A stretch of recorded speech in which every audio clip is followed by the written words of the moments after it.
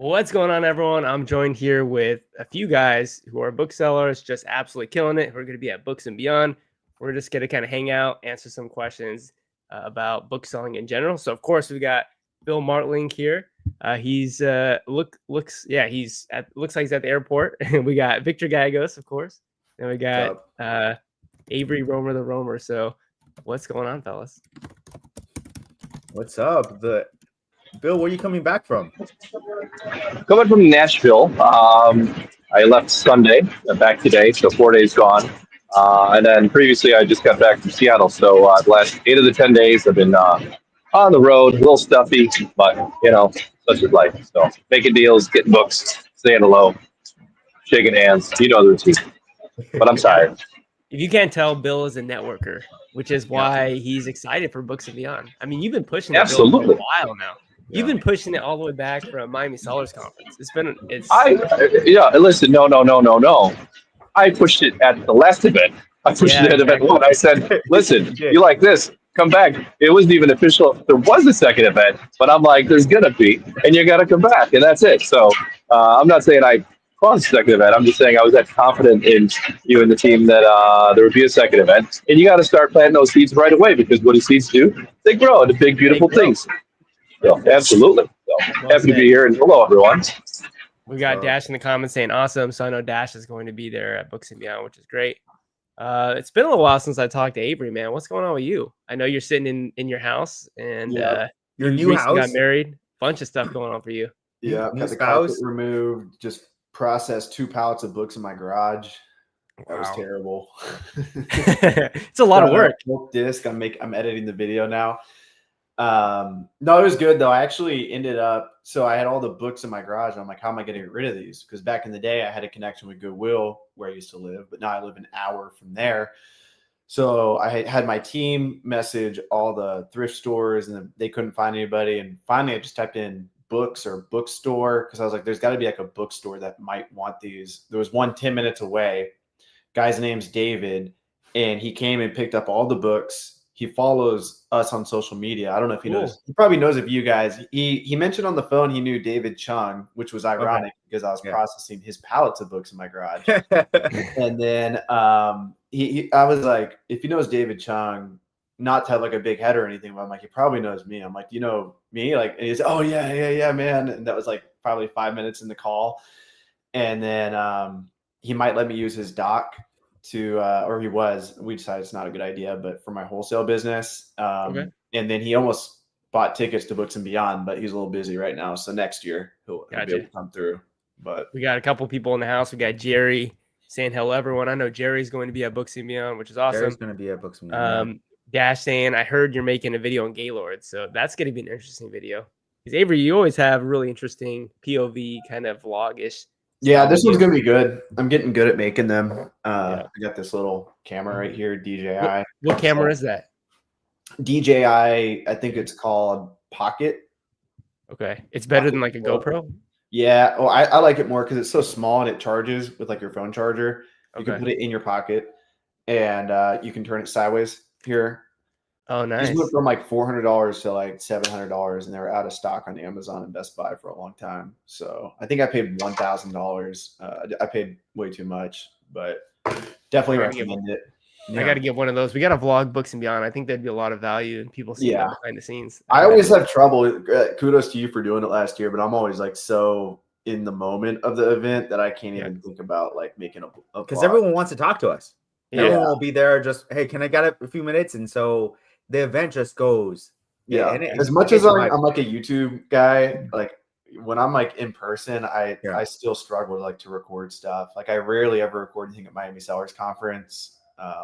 So I wish I just had like a GoPro, like a high quality GoPro. Like if we all had GoPros on our head, this will be in the and then all interactions are captured, and then AI can just edit them into like the best moments of Books and Beyond. Like that's fully gonna come soon.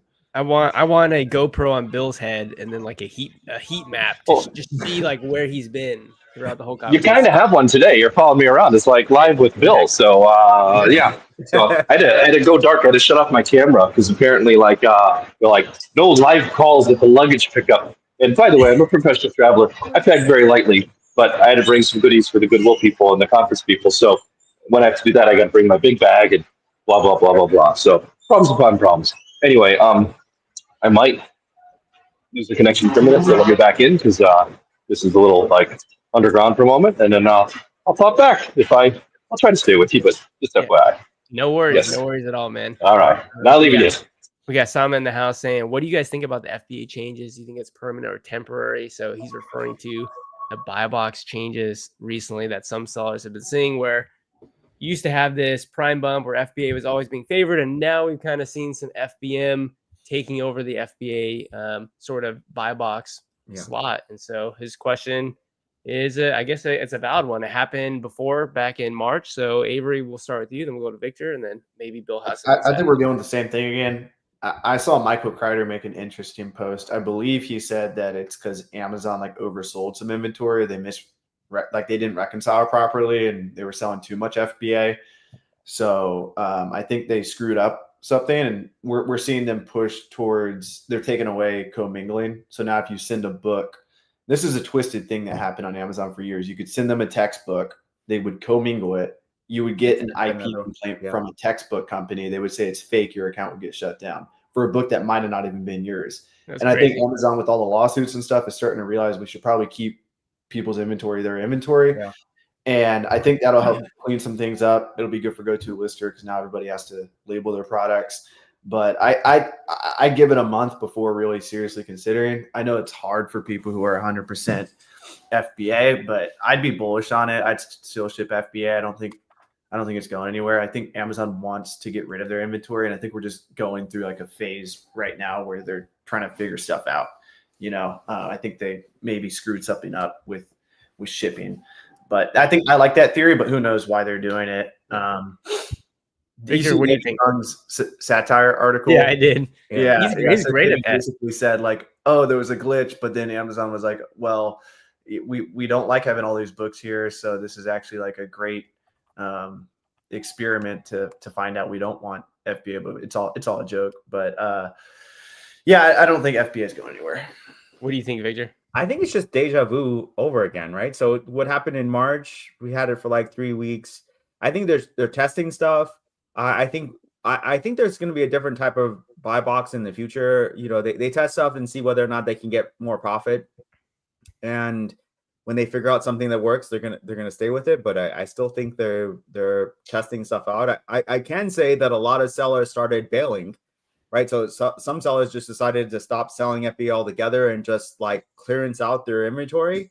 So I was having a field day buying a ton of their products, their books that in March, right? And so if that starts happening again, I'm gonna be a buyer again here in the next couple of weeks if they start clearancing out their items. But I'm definitely not worried. I think it's a temporary thing. FBA is not going away.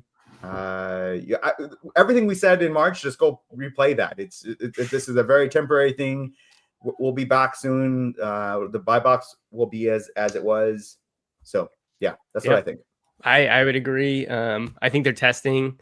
A lot of people think that they seem to think it's a glitch because the API doesn't necessarily match up with what's showing on Amazon, but I just don't see how it couldn't be testing, right? I mean, we've seen like 7 or 8 variations of the buy box where it's like sometimes 2 buy boxes, 3 buy boxes. Sometimes it's just a single buy box, FBM over FBA, or sometimes it's 2 buy boxes, FBM, FBM, FBA, FBA. Sometimes it's 3 buy boxes, FBM, FBM, FBA. There's no way that's a glitch.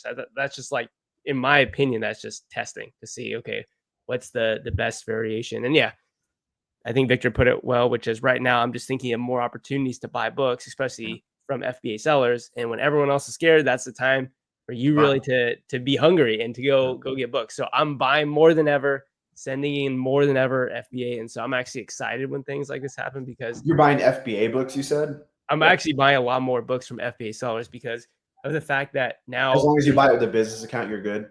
Right. Yeah. And so you have all these people who are FBA sellers that now for a very short period of time aren't winning the buy box with this prime bump. And now they're trying to match or even undercut the FBM sellers who are winning the buy box. And so it's like, now there's just opportunities where, there's even more price taking than there was before. So I'm buying more books from FBA sellers than I was, before these changes. And so again, I think long-term FBA is going nowhere. I'm only sending in more. I'm even more bullish about it. So that's just my take. And I would love to hear Bill's take on it if he's even in the Facebook groups, kind of listening to this. But it may be he hard. definitely knows about it. Oh yeah, Yeah. here. Yeah. If only he was here on the video. Oh wait, he is. Hello. So I mean, from the opposite perspective, as a big merchant fulfilled seller, we love it, you know. But I do agree that like we never were like popping champagne bottles and things like, you know, changing our budget over a couple days of testing. It's like Amazon tests things. Sorry, there's an airplane taking off. At least I have a parking lot now, as you can see. They test things, and much better. They test things, and you got to go with the flow. So FBA is here to stay, and you just gotta, you know, buy when the market's scared. The two famous people said this: Warren Buffett, and of course their friend Victor. So you know, both geniuses in their own right. Absolutely. We got Dash saying I talked to David's best friend Weston today. We got someone else saying Oi. So yeah, I mean, again, I'm more bullish than ever. Send more, buy more, send more. I think it's coming back. It's just I just think it's a matter of when, not a matter of if. So I'm excited about that. And I would bet that by the time Books and Beyond rolls around, that there's probably a decent chance that's already reverted back. But we'll see. Someone says wondering if MF sellers are suffering like us FBA sellers. I mean, if FBM sellers are now winning the buy box over FBA sellers, they should be rejoicing and seeing additional sales. So that just is also, if you're an FBM seller, just to even go harder, like FBM more books. I mean, right now you have this period of time where you're winning the buy box over an FBA seller, which I do not think is going to last long term. And why not? You know, if you're an FBM or an FBA seller, I think you should just continue to send more. So yeah, I remember my bulk friends, like during the last buy box change, they didn't like it because all their FBA inventory was tied up, and they said the sales. I think David said it was like a slight net negative for him. Mm-hmm. And my other friend, who he does a lot of FBA, but Shirzad, and he said he didn't like it either. And but they have huge MF operations, so you think it would be a net positive. But something else to consider is, like, if you go to a website and the website doesn't offer fast shipping, you might not even buy from it in general. So maybe Amazon gets more sales when that 2-day shipping or 1-day shipping is displayed, you know? Yeah. Yep. Yeah, I mean, they got a premium off FBA, so they weren't getting that premium anymore for a little while. Mm-hmm. So I think that's what it is, because even the bulk sellers still use FBA a lot. Yeah, definitely. So I mean, that's been a hot topic, hot debate in a lot of the Facebook groups over the last few days. I don't even think it's been a week, but what I am interested in is there were a lot, I think, less people this time around than the first time around who were kind of throwing up, you know, warning signs or like panicking. And I'm not sure if that's because the people from March that were throwing up those panic signs already have left and they're not in Amazon seller and selling books anymore, or if it's like, hey, they've been through this before, they kind of know what's likely to happen. I don't know, but yeah, it's been pretty interesting. By the way, Avery, Victor, I interviewed Chase Davis yesterday. He's going to be a speaker. He's a very impressive kid, and he's doing bulk books as well. Mm-hmm. So a lot of value for anyone that wants to get into bulk books to meet Chase. And I'm really excited for Chase to meet some of the other bulk guys as well. Yeah. So it'll be a lot of fun there. It's all about networking. Seller, extremely driven. Yep. Lives in a good part of the country. It'll be good for people. Yep. Okay. I'm actually going to go ahead and share my screen just to show you guys Books and Beyond. It is a real event. It's going down in Vegas, October 10th through 12th. Again, it's going to be a ton of fun. That's our second annual event. Yeah, second annual. So you guys can go ahead and watch the video here if you guys are interested in, you know, kind of just a little bit behind the scenes of last year. You can look at or watch some of the video testimonials of people, you know, who went to Books and Beyond last year, which is awesome. You know, what's his name took the book flipper handle? Yeah. Wait, what happened? Go up a little bit. We saw a picture of him. Right, I'm blanking on his name right now. Keep going up. Yeah, the guy in right there. We'll call him the book flipper on the right. Right here. Yeah. Oh, Jonathan. Jonathan. Yeah. Wait, he's the book flipper now. Yeah. Yeah. Well, I thought his YouTube channel or what? No, the book flipper YouTube channel was sold when Scott IQ was sold, but he's got the Instagram handle. Yeah. Caleb got rid of it. Oh, well, there you go. We have a new book flipper in town. I'm really excited about this, guys. I don't know about you, but to me, this just shows that this is a Yeah. successful event. This is massive. We have the largest booksellers in the business coming to this conference. Yeah. So we have World of Books, obviously a big part. Bill Martling playing a big part in that. Thrift Books, Books Run. I mean, these are big bulk booksellers, big operations, buyback. We've got somebody who's offering funding solutions if you're trying to go ahead and this is Michael. He's in case Start scaling your business. Yeah. Yep. If you want an influx of capital, we got Frank from Lowell.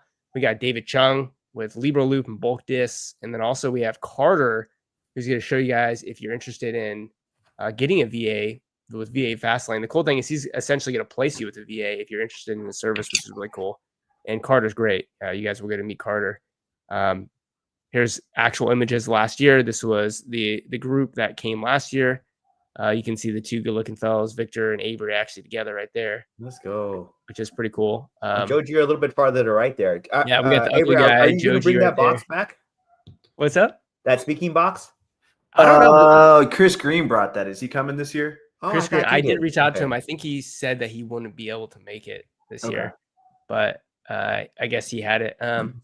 Yeah, so it's a 2-day event, essentially in the morning of both Saturday and Sunday. What's going to happen is all of our speakers are going to be essentially giving, value and teaching you about what their businesses are like. Many of these 6 and 7 figure booksellers, also some eBay to Amazon sellers as well. And then in the afternoon each day, we're going to have, demos, workshops, and panels, which is going to be just a pivot away from just sitting there listening to a speaker. Is actually we're going to get involved. Bill wants back in, he said.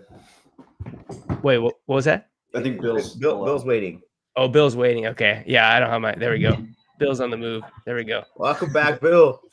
Welcome back to Bill. I was shouting I was yelling at you guys about Johnny Flips, and then I'm like, why can't they hear me? And then I thought it was on my end. It's okay. And then all good. I'm sharing screen here, Bill, so I couldn't see you, but that's okay. It's no problem. It's no problem. So again, Saturday and Sunday, it's really going to be all day. The morning's going to be speakers. The afternoon's going to be panels, workshops, and demos. And the cool thing is that on Saturday and Sunday, we also have 2 after parties as well.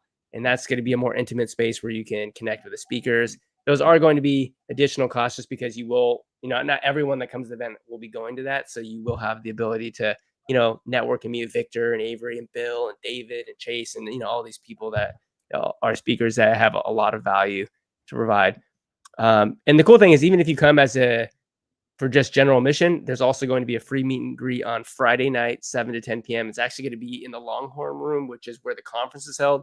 And Victor and I were discussing, we're going to have pizza provided for you guys. And we're also going to have an open bar. So that's just our, way to give back and just kind of have a great start off to the event, if that makes sense. So it's really good to be just an awesome time. Again, October 10th through 12th in Vegas. And Victor, what's so cool about Fremont Street in downtown Vegas? That's 24/7. That street is alive. And if you've never been, you need to go. You need to come and check that out, because there's vendors all day and all night. There's a lot of people hanging out. There's just so much vibes coming from that street. So yeah, we got Dash saying so excited for the event.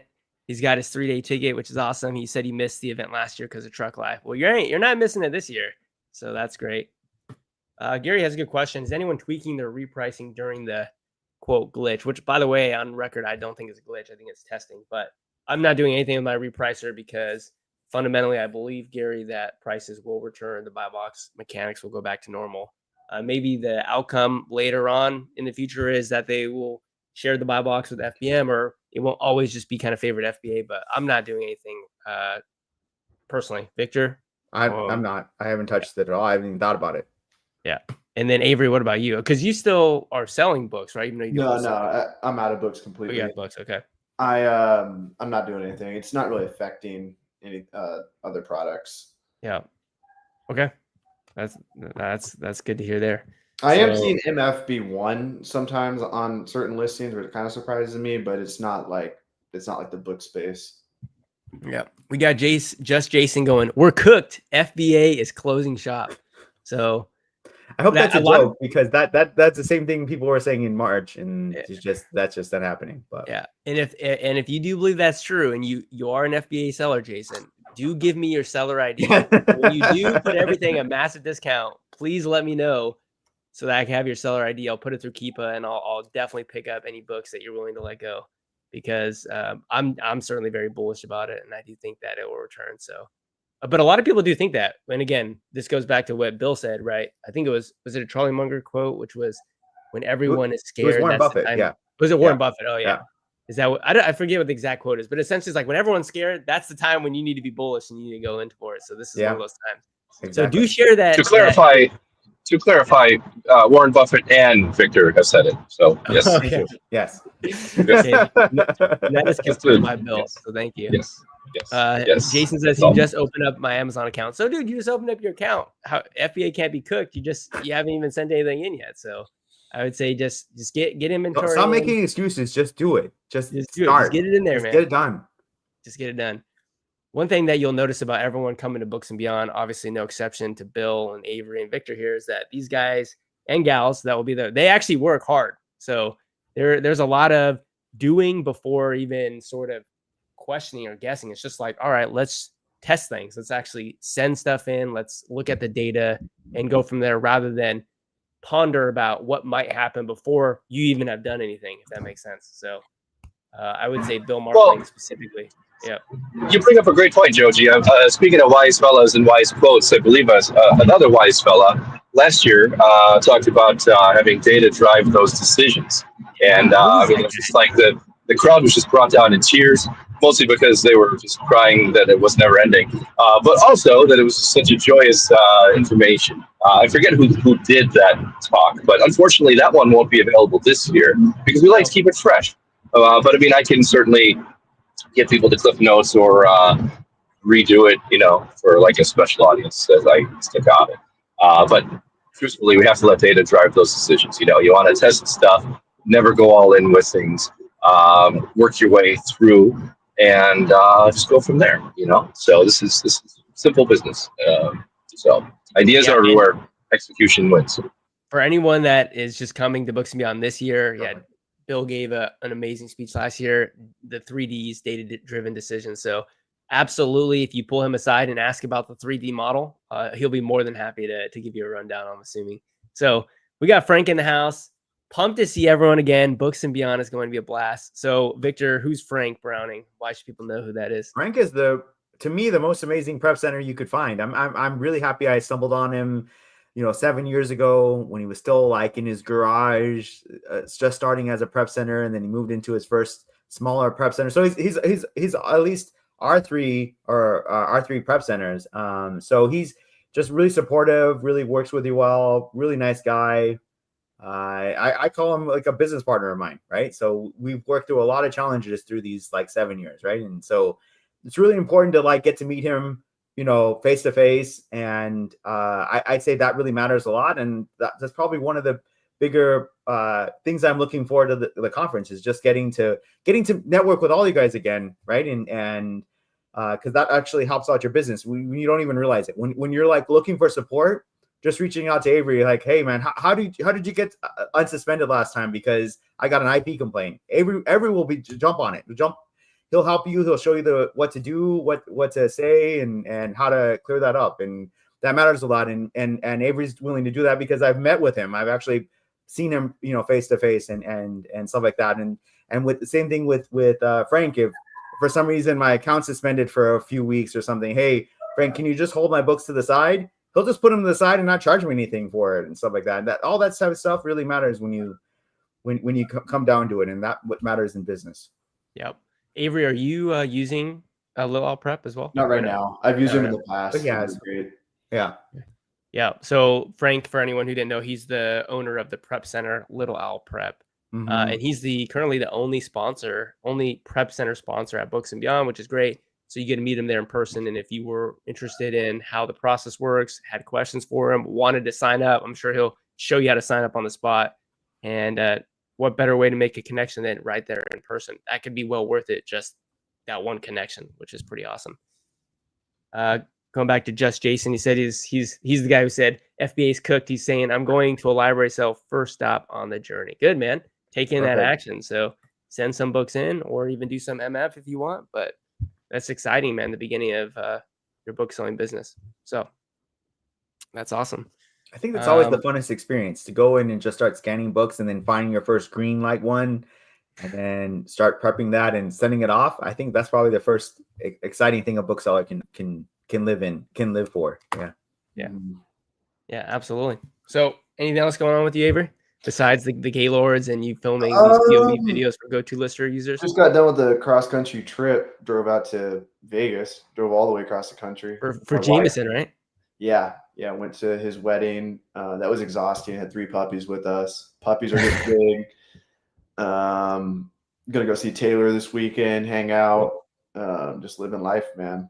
Trying to maintain. Awesome. We got Dash also going to a library book sale tomorrow in Nashville. One of the cool things about Books and Beyond is that there is really just a wide variety of types of booksellers. You've got people on the ground. Those would be people going to library sales and thrift stores, doing free book pickups. You have people behind the computer like Victor and I, buying books from people like Bill, who actually go out and make real connections, large connections with companies that get just mass quantities of books that are donated to them. And so you just got a wide variety of people from a different walks of the book selling life. And yeah, it kind of really does open up your eyes, not only to the scale of this, like how big you could grow your business, but just there are people who probably go to Books and Beyond and probably shift their business model, right? They're like, actually, I heard this from Victor. I want to do more online book arbitrage. Or I heard this from Bill. Like, how do I make better connections in my local community so I'm not always going to thrift stores, kind of a thing. So I think there's a lot of value there. Yeah. If you guys, you guys have any comments or questions, feel free to put those in the chat as well, because we're just hanging out doing some Q&A. Bill, I know you're driving there, so if you can't talk, no worries. Okay, you can talk. Oh no, I didn't know how loud my reverb here was, and people honk at me constantly because I'm better than the Jets. Very good driver. Yeah, exactly. No, but to echo what Victor was just saying a few minutes ago is, and you're talking to someone who is I just got done with 4 conferences in the last 5 weeks. They have each one of them except for this one had breakout sessions. This one had them, but they were like kind of different, not for the sponsors or anything. But you don't typically like the sessions and the talks. Those are nice, but the real power, the real value is talking to other people that have gone through what you've gone through or are doing it as you're doing it, and they're feeling your pain. They've experienced what you're going through, and they can help. The best thing about the book selling community is that, sure, we're all competitors, essentially, but okay, you sell your book first and then I'll sell my book next. There's so much demand that it'll happen. So I can tell you a lot of things, and it's not going to really impact my business and vice versa. So we're all here to help. We're all here to, inspire and motivate and help grow. And it's just a really good sharing community, and I'm happy to be a part of it. So. Yeah, well said, Bill. We have Christopher coming in the chat saying, I know you guys I'm sure you already addressed the buy box stuff, but I just joined now. So yeah, I mean, basically what we just said is just keep sending books to FBA. If you're an FBA seller, I wouldn't worry about it unless it's a multiple month thing. Like, I don't know about you guys, but do you guys make decisions in your business when something's been going on for just a couple of days? I mean, you can't really just completely pivot your business, right? When something happens just in a few days. So yeah, especially when it went away before. Yeah. Right, because we've seen it. Same rodeo, right? Happened in March. I don't even remember how long it was. It a couple weeks or was it a month? I don't even remember. Yeah, it was like maybe up to 3 weeks, I think, or something like that. But really, this isn't the time to sell most of our books anyway. It's like the next really good time is Christmas and then January textbook season. So I'm not thinking about any of that until December. Yeah, we got Lions of the Ring in the chat. I'm glad that he reminds us and humbles us that 99.9999% of people have no idea who we are. Lions of the Ring says, what do you guys do? How does it work? So we're all booksellers to some degree, or at least had started all as booksellers. In the bottom left, at least on my screen, is Bill Martling, somebody who's been selling for over 2 decades, millions of dollars worth of books, is now a sales director at World of Books, I'm not sure if it's the largest, but definitely got to be top 1 or top 2. I don't know. Definitely one of the largest sellers on Amazon, on He's eBay. gonna have to let you know. We are. I can walk you through it. We're the number 1 seller on eBay based on the transactions in the world. So no matter what widget you're selling, we do through our brands over 250,000 feedback per month on eBay. And I'm sure there's like somebody that sells a yacht, a couple of yachts, and they beat us on GMB. Okay, cool. Transactions, I think, is where it's at. But of course, I'm biased. If I was doing dollars, I'd say transactions don't matter. Dollars do. So, and then on Amazon, we're the number 5 seller. Number 1 though is Woot, and that's owned by Amazon, so that doesn't count. And then 2 is Pattern, and they just went public. So like, come on, you're gonna, like. You buy it? Did you buy the stock, Bill? No. Short. It's not financial advice. I'm not a financial investor. Past performance, it's not a kid. Hey, future results. And then 3 and 4 are who cares, like electronic sellers, and then 5 is us. So that's what we do. But yeah, Thrift Books is technically bigger. They have a better, bigger direct-to-consumer channel, and that's cool. But yeah. I did some math just because I was curious. You said 250,000 reviews on eBay per month. So let's just pretend everyone who bought these are review, which is almost true. 250,000. Yeah. Wait, what'd you say? So it's almost 250,000. But it Let's just say 250,000. Yeah, you're right, Nick. You're right, Nick. You got it. It's stupid. I'm stupid. Yeah. So, yeah. Conservatively, you get the dumb humor. Yeah, conservatively 7,500 book sales per day. Yeah. I think I sell like 10,000 books a year. So like in one day and a half, they do what I'll do in a whole year. So that's pretty crazy. We're like we feel pretty accomplished. And, I'm pretty accomplished as a bookseller. I make like $100,000 a year selling books. These guys do what I do in one day. So that's pretty crazy. Yeah. And then Avery, why don't you talk about yourself a little bit? Yeah, I started with used books, flip books in college. That's what worked out for me. And then was cutting grass and I was checking my mobile app, my seller app, and I was selling $40, $50, $100 books. And I was like, I read a book, I think it was Robert Kiyosaki, that was like, you want to get in a product-based business. And I would cut a whole yard for $40 and I'd sell a book for like $45. And I'd have to split the $40 with my friend and get gas. And that's when I was like, okay, like I want to sell products, because I knew eventually if I'm spending $1,000 a month, which was a ton of money for me back then. Like I remember when I set my 1,000 book goal per month, I didn't consider the cash in my bank account. So then like halfway through the month, I'm like, holy shit, I have to actually buy 1,000 books. And it was a stretch, but luckily I knew what I was doing by then and the money came back fast. But I knew in my head, like product-based business is where it's at. Books was the only thing that ever worked for me making money online. I tried selling like a knife sharpener. That was like my personal knife sharpener on eBay. Got my eBay account shut down because I sold it, had honey on it still. I successfully sold textbooks in college, so I knew that books worked. I saw all these people online who are going to be at the conference. Caleb Roth, Reezy Resells was really the first one I saw. Steve Rakin, one of my best friends now. I saw all them on YouTube, and the only reason why I had any faith was because I sold my textbooks in college, so I knew there was a path. And then I went to my first thrift store, got kicked out because I was so nervous scanning the books. I looked weird. Had a whole cart filled with books. They're probably all duds. I bought all of them. They should have thanked me for that, but instead they kicked me out. Only time I've ever been kicked out. I've been in like probably 300 or 400 thrift stores in my life, not more. And then kept going at it and eventually just hit it hard. And then probably a year and a half, 2017 is when I started thrifting. And then 2019, I started a consignment book business called Restricted Inventory. Got everyone to send me their textbooks and I sold them on consignment on multiple accounts. Then I got all my accounts shut down, partnered with someone that could sell the books. And then I ended up selling that whole business and the partnership. And now I sell all products and I have a book listing tool. So that's been the journey. And I'm still super passionate about books because people always ask me, hey, can you teach me wholesale? Hey, can you teach me private label? I can't teach you private label yet, but I'm working on it. Everything they say about private label is true, by the way. Like you do have to put a ton of money in and it might not even work out. Whereas like with books, I'm so passionate about it because you can go out to a thrift store or library. And if you look at your app, whatever app you're using, Scoutly, Scout IQ, Booksy Pro, track your scans. And if you scan 1,000 books, you could probably do that in 2 hours if they're on the shelf. And you would be hard pressed to not leave with at least 30 books. And then the average sales price on those books, let's just say your average profit is $10. If you know what you're doing, you know, you're making $400 on 40 books per hour or per 1,000 scans. So I used to be able to scan 1,000 books per hour.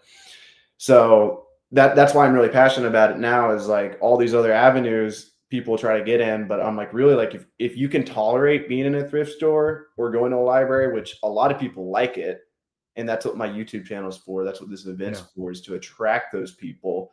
Because most of my childhood friends, I'm like, you're not even going to be successful in this business because you can't handle, focusing for 3 hours scanning books in the store. And more power to them. That's not for everyone, but I do think it's still a cheat code of a way to make money. Like, you can literally go in a thrift store, scan books, pack them in a box, send them to Amazon, and it's like $200 net profit.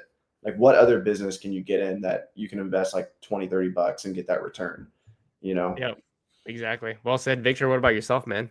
I've been buying and selling since I was a little kid, right? It was one of the kids selling candies, and from there I used to arbitrage Chuck E. Cheese. I don't know if you know about but if you put $20 of tokens in Chuck E. Cheese, right? They give you like $25 back of tokens, and then I would sell those tokens out to the kids and then make $5 in profit, and then do that over and over again. So you guys have no idea who you're dealing with here, okay? My mind just works that way. How old were you? How old were you? So I was like, you know what? I need to get more friends. So I get invited more to Chuck E. Cheese so that I can do this. So literally when I was like 9 or 10, this is what I was planning on doing. It's like what Jameson does, except with the casino. Yeah, right. That's how my brain works. And so I knew about college textbooks because I went to college and I knew of like, okay, so I bought this book for $80 and I'm selling it back to the bookstore for like $40. And they turn around and sell it back again for like $60 or $70. I'm like, wow, they didn't touch the book. They didn't do anything to the book and they made money off of it. All right. So there's money here because like that looked really simple. This bookstore didn't touch it at all, didn't do anything with it. And yet they're able to sell it for much more. And so I looked at how I could do that on scale, and on Amazon is the perfect opportunity. And then I like stumbled on to Keepa, and because I was looking at how to like track books, and I stumbled on Keepa and realizing, okay, so there's actually a program that actually is tracking books, and I realized there's seasonality to books, and then I was off to the races. I just buy when it's low and then sell it when it's high, and I've been doing that now for 7 years and helping people do it. So yeah. Well said. This what we're doing is the highest profit margin business you could be in. What all four of us are doing here. So, yeah. We got Shadow Tag saying, yo, he's in the chat. We got Dash with a 30 book a day minimum for me. Gets rough out there in the wild. It's still very good. 30 books a day. That's putting in work. Especially, I like that you said per day. That shows that you're working. This is a question for Bill from TM. Bill, how are you sourcing that many books? Are you setting up donations? Are you working direct with Goodwill for their truckloads? What the heck? It's all me. It's a one-man operation. I took the last 2 days off. Driving? Yeah. I'm wrapping some books right now, doing some customer service with my toes. No, I mean, it's just economies of scale. And I'm not making light of the question. It's a good one. It's like anything. When you have a process, you have procedures in place, and you just scale. And we knew we can make X amount of pennies or X amount of dollars per this if we do this, and then we know cost to carry, how many the cost to move a book around our warehouse, so on and so forth, and then you just go, and small methodical bets. But we do have a team of 320 in the U.S. and 1,100 worldwide, it's just growth, grow. And how do we get the books? The Sell Back Your Book was built on a consumer side, on a buyback website aimed at solely consumers. So people would go to our website, they'd enter in the ISBN, they would get a quote. They'd ship 1 book to 5 books, 10 books at a time, whatever, as long as they hit the minimum threshold of $750, and we pay for shipping. And I knew Glenn right when he got started, and we worked together but separate for many years, doing all sorts of fun things like Circuit City closeouts, Hollywood Video closeouts, Borders closeouts, Tower Records, probably a few others. We had the agreement, hey, we could bid this up and only win a couple of them each, or we can kind of collude a little bit, pool our money together and win the whole city, the whole market, And so we got 10 Circuit Cities, 12 Tower Records, et cetera, and we got all the inventory, and we made it as fair as humanly possible when it came to how that looked. And neither of us had any complaints when it was said and done. You might have gotten a couple $1,000s more on this store and vice versa on profit, but at the end of the day, we both won, and that's what a good partnership entails. Anyway, fast forward to he started in 2007, and fast forward to 2019, and I had known that he was building Second Sale, which was our initial direct-to-consumer website. And so the stars lined up. I had a proof of concept with my businesses. I had a robust online operation, growing offline operation, and a software tool that I built that would help curate books for the offline world. And I bundled those together, and I said, "Hey, you're going to buy my business?" And he's like, am I?" And I said, "Yes." And in the course of a dinner, we hacked out a deal, and we agreed that in 6 months we would evaluate, so we could keep our friendship, and in a year it would lock in. Within that first year, the program that I built grew to $11 million. So we knew we were onto something. And what that was just going after businesses, people that have lots of books, but have a higher threshold than we do because of our economies of scale. And the rest is history. We just kind of went parabolic. And in 3.5 years, when I joined, Glenn, he was doing 18 million. And when we sold the World of Books, Sellback was doing 108 million. So I think that's a 6x. Is my right, Victor, on that one? So, yeah. And my program since has done over $300 million in revenue, close to 60-something million books sourced and on the shelf. So, yeah. That's just since 2019. That's just since 2019. So let's forget about everything I did before then. But so that's all. So TM, basically before you talked about how you were sourcing the books, so it's a secret because you're basically talking about economies of scale and systems. No, he basically just told you. I mean, large buyouts of companies working with large companies that have a bunch of books, and that's what he means economy of scale. So like you might go to a singular thrift store and scan 300 books on the shelf. He's like going to a major company and be like, "Hey, guys, have any books you guys want to sell me? Maybe all of them or something like that." Also, the buyback program, which if you've ever used Sell Back Your Book, anyways, we have Cooper who says, "Bill, why are there red and blue lights flashing behind you?" I'm kind of going 80-ish out of 65, but no, there's yeah. Thank you. Good spot. Luckily not. Good spot. But yeah, thank you for that answer. So I mean, this is what I mean. Bill's just one person, one speaker at Books and Beyond. You have the #1 eBay bookseller representing World of Books, and he's gonna be at the conference. I mean, a lot of value you can get from just talking to Bill, and of course, I'm accessible too.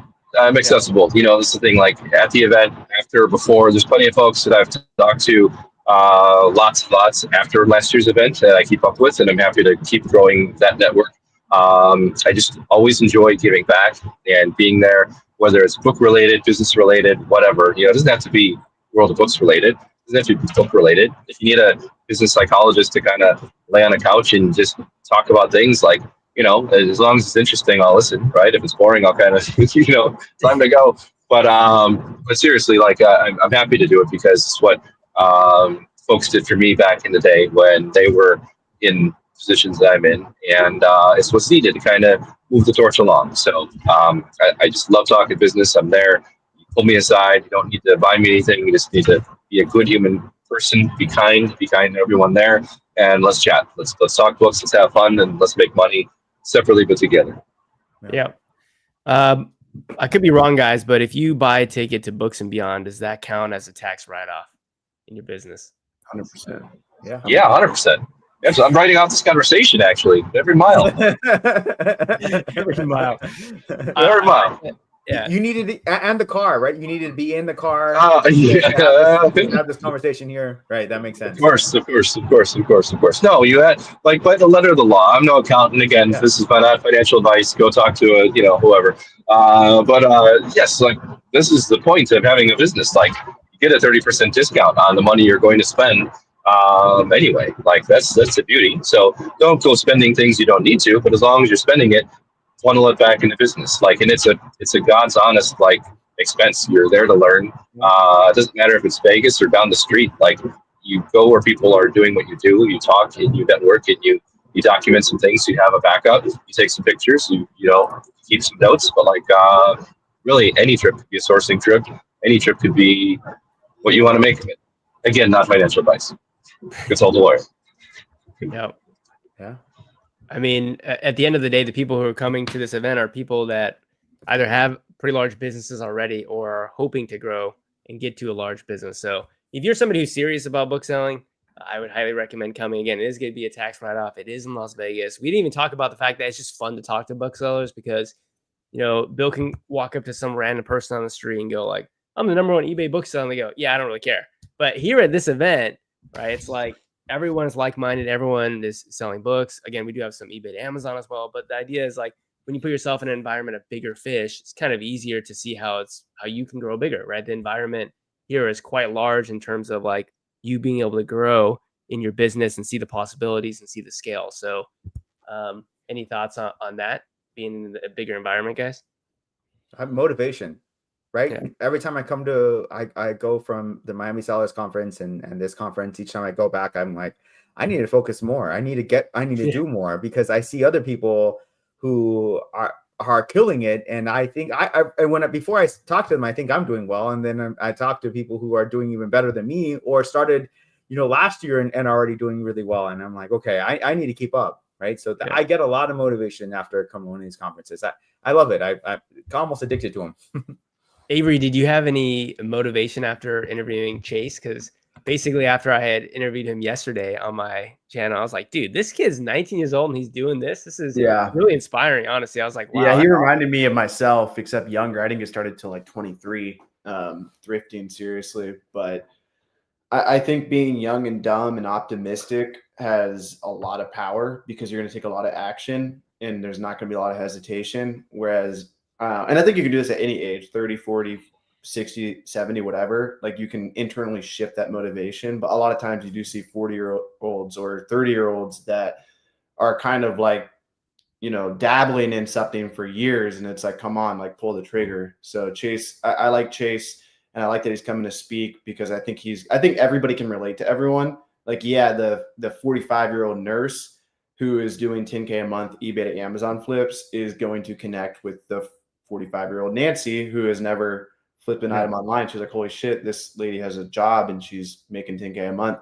But I think everyone can learn from people like Chase. So even if you're not like a young guy, my hope is that you'll look at Chase and be inspired, you know. And that's why I'm so passionate about these events, because I truly think if someone wants to be successful in this business, like my friend from childhood, he's signed up for GoToLister. It's so weird seeing him in the customer support because we used to email back in the day in 5th grade when emailing was cool. You know, that was my generation's thing. And so now seeing him like email my customer support is pretty trippy. But I don't know if it's going to be the business for him or not. Like I bet 95% of people that come across my YouTube channel, it's not the right business for them. But this is a way to find out real quick. And it is going to give him all the keys in terms of like emotional confidence to move forward because he's going to see other people doing it successfully. And that's what happened to me when I went to these events. And, you know, if you guys have a lot of students in BookMine community, I think when you start thinking of how can I get my students the most success possible, for me, at least, I always go to in-person events, become part of a group, get friends who are Amazon sellers. That's the number one thing you can do. So super pumped to Chase there. Yeah, well said. Again, October 10th through 12th, Las Vegas, Nevada. It's going to be at Binion's Hotel in the Longhorn Room. Again, just a really awesome atmosphere. We also have a Saturday night and Sunday night after party, which is exclusive. If you want to network further in a more, smaller dedicated space with some of the speakers. So again, if you're somebody who's really serious about wanting to grow your business, you want tax write-off, you want to have an awesome weekend where you're actually going to learn something and hang out with like-minded individuals, it's all for you. And so I think with that, it's kind of all I said. So probably going to wrap up here, but just any last minute. Dash down in book says Avery inspired me to live in my truck and source books. Yeah, sometimes you're a negative influence on people's lives. That's fine. He's trying to scale. He's trying to build from what he's got got. to build character faster than anything. He says Gaylord 16-hour days, 8 hours sleep. He said, I'm down. That's somebody who's hustling. That's someone who's putting in the work. Once you how you crack hustle. the That's how code you of get like it. That's how profitable you start. inventory, good turn rates, you're turning 20% of your inventory each month. Yeah. It's off to the races. Like if you hang out long enough to where you know you can spend $1,000 on books and get 2,000 profit, 3,000 profit, like it's really just a matter of not quitting and going all out. Yeah. Yo, Dash, if you're doing Gaylords, why aren't you on our book program, yo? Talk to me. Hit me up at Bill Martley. That's all I got to say. For one. And for two, to echo Avery's point a minute ago, 16-year-old, the 18-year-old, the 20, like that range, early 20s and younger, your risk profile, too, is much better. Like, you feel like you're going to live infinitely, right? You don't even know, you don't even understand the world really. Like, and not to negate that like age group, but like I know I didn't. I was a big fool. I still am a big fool, but like then I didn't care. I had a much higher risk tolerance. As you get older, you kind of have a less one, and especially as you kind of gain some success. But I would say the two biggest successful segments of business folks are super young, like 16 to 25-ish or so when they start, and then the next would be in the like mid 40s. So it's never too late. But like that profile, you're more in tune with the world. You're more wise. You're not going to just like go crazy with money and risk and stuff. You're going to do it more methodically, and like you've learned. You've lived some life. You've had some tough challenges. You've been around the school hard knocks, et cetera, et cetera. So like those two segments tend to outperform other segments. That said, anybody can do books. Anybody can do any business. You just got to put in the time and the effort. And events like this really help hone you in, keep you focused, and help motivate and inspire. So I hope to see everyone in the world at Billions. Can we fit 8 billion people? No. Well, hope we get close to that. And I'll be there. I'll be there Thursday, and I'll be there Monday. And I'm happy to hang out with people as well. That's all. That's all I got. I'm like 5 minutes from home, so this works out really well for me. So kudos to y'all for keeping me a good ride on the ride home. And oh yeah, look at that! Didn't get me. You got somebody else. Okay. Yeah, there we go. There are red and blue lights now. There we go. Yeah, that's it. Not me. On the news, you'll see a high-speed chase going on as Bill. Yeah. Number one eBay bookseller in a high-speed chase while live streaming on YouTube. That's going to be the title of that one. There you go. Viral then. Yeah. We have Philly Vid saying, thanks, guys. Someone said, do we do this every week? Yeah, we have lives pretty much every week leading up to the event. We got Dash saying he wants to get into Gaylords. And then someone asking if we can give a rundown of the Bookmine software. We do that on the Bookmine YouTube channel. We also will have a live demo at Books and Beyond as well, but you can check that out there. And yeah, overall, guys, thanks so much for coming on. Again, if you want to network with any of these individuals or any of the other amazing men and women in the book selling space, Books and Beyond is your place. I did in the description, go ahead and link the website to Books and Beyond where you can buy tickets if you're interested. And yeah, guys, thanks for being here, and we'll see you next time. All right, good? Yeah. Peace out. Bye, guys.